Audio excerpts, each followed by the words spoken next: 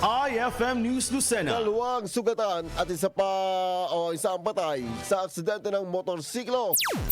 Patay ang isang motorista sa isang aksidente na kinasangkutan ng dalawang motorsiklo na kaparehas o parehas na walang helmet at kapwa walang lisensya sa pagmamaneho. Nangyari ang aksidente ng 1:23 ng hapon ng Biyernes sa Sitio Baog, Barangay Ilayang Yuni, Mulanay, Quezon.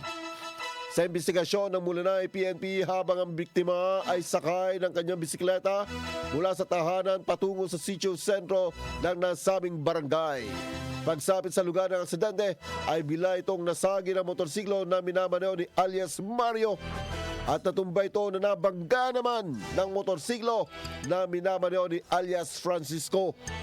Nagresulta ng left hand injury ang biktima na si alias Michael na isang biker, habang si alias Mario naman ay nagtamo ng head injury na naging dahilan ng kamatayan nito. Ganun din naman ang suspect ay nagkaroon ng head injury na dinala sa isang klinik kalaunan ay inilipat sa ospital sa Katanawan, Quezon.